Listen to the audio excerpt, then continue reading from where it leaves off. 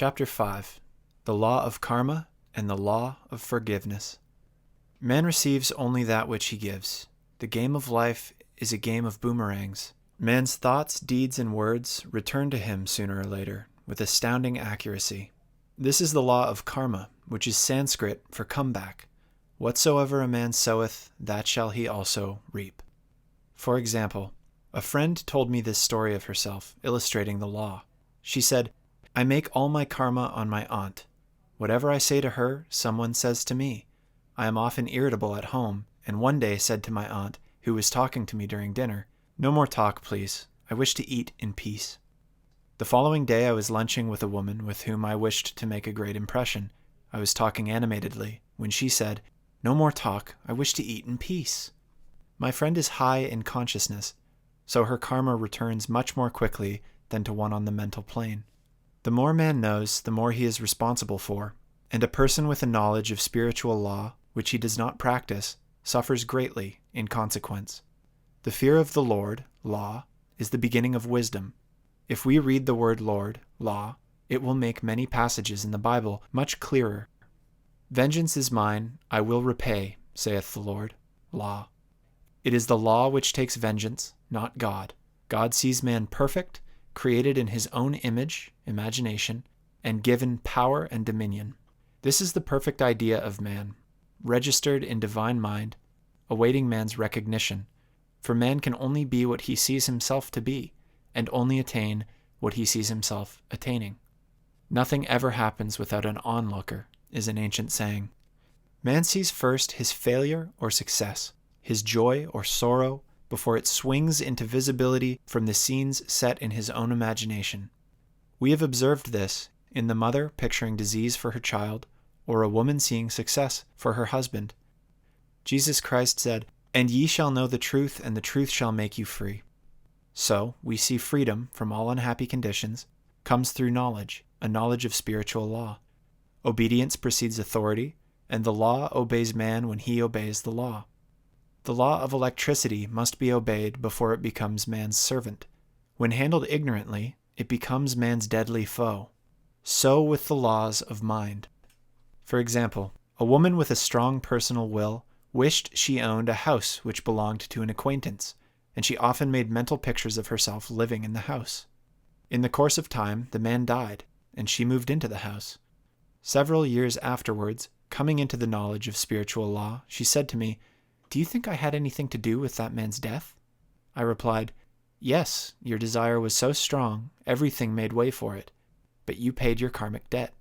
Your husband, whom you loved devotedly, died soon after, and the house was a white elephant on your hands for years." The original owner, however, could not have been affected by her thoughts, had he been positive in the truth, nor her husband, but they were both under karmic law. The woman should have said, feeling the great desire for the house, "Infinite intelligence, give me the right house, equally as charming as this, the house which is mine by divine right."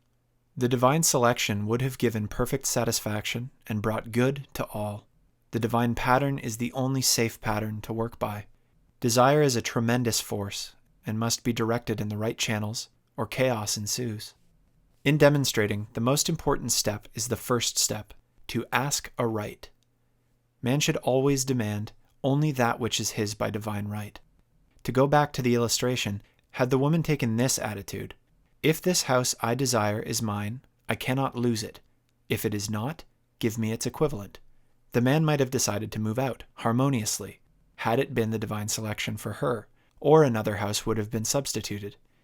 Anything forced into manifestation through personal will is always ill-got and has ever bad success.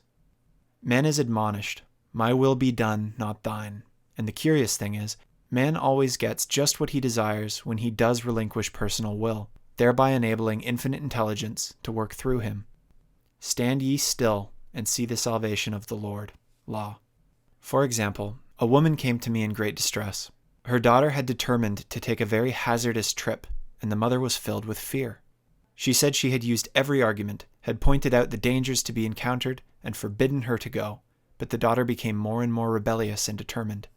I said to the mother, "You are forcing your personal will upon your daughter, which you have no right to do, and your fear of the trip is only attracting it, for man attracts what he fears. I added, let go and take your mental hands off.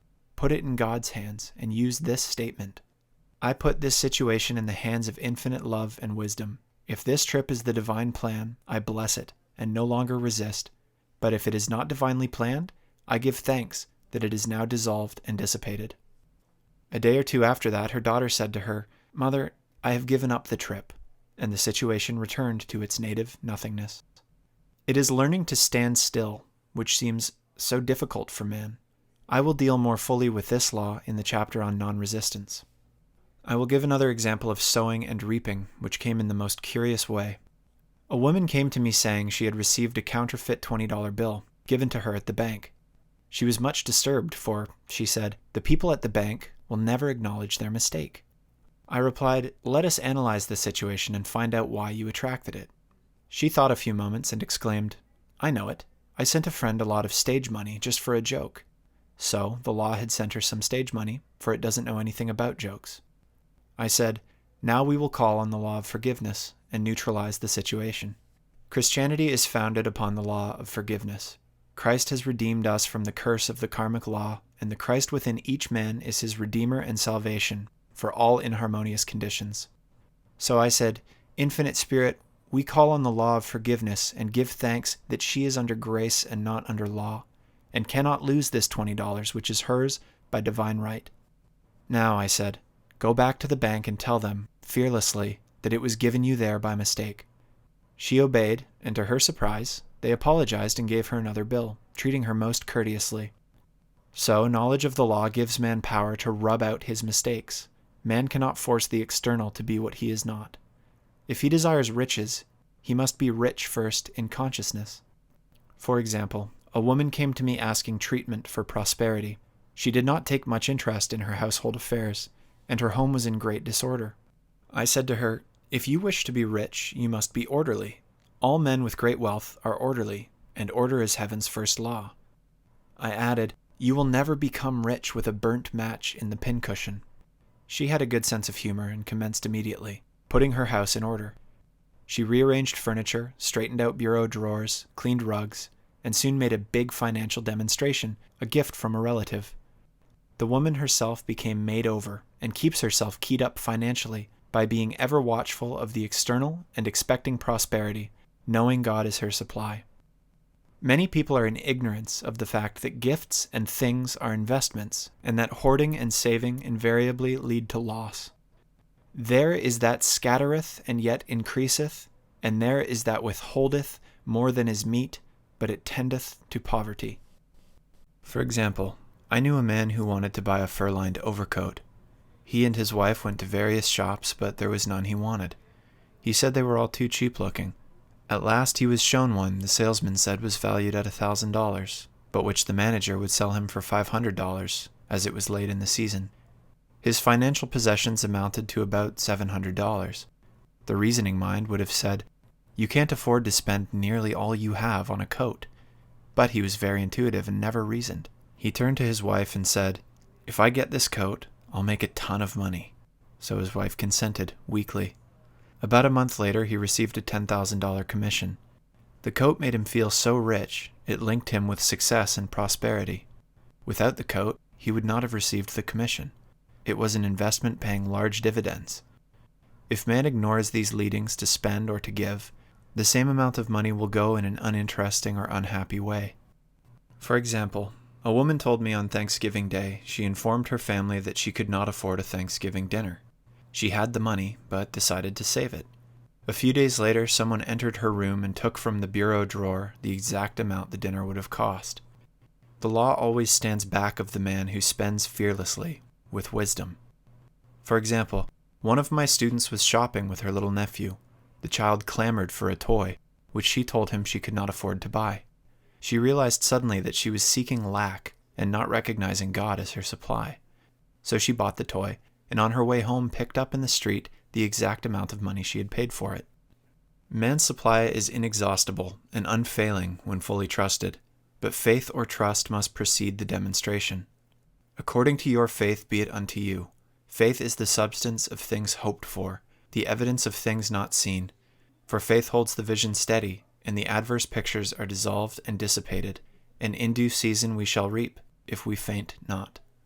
Jesus Christ brought the good news, the gospel, that there was a higher law than the law of karma, and that the law transcends the law of karma. It is the law of grace, or forgiveness. It is the law which frees man from the law of cause and effect, the law of consequence, under grace and not under law. We are told that on this plane, man reaps where he has not sown. The gifts of God are simply poured out upon him. All that the kingdom affords is his. This continued state of bliss awaits the man who has overcome the race or world thought. In the world thought there is tribulation, but Jesus Christ said, "Be of good cheer, I have overcome the world." The world thought is that of sin, sickness, and death. He saw their absolute unreality and said, "Sickness and sorrow shall pass away, and death itself, the last enemy, be overcome."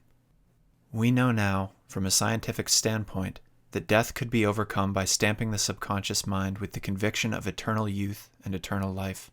The subconscious, being simply power without direction, carries out orders without questioning. Working under the direction of the superconscious, the Christ or God within man, the resurrection of the body would be accomplished. Man would no longer throw off his body in death.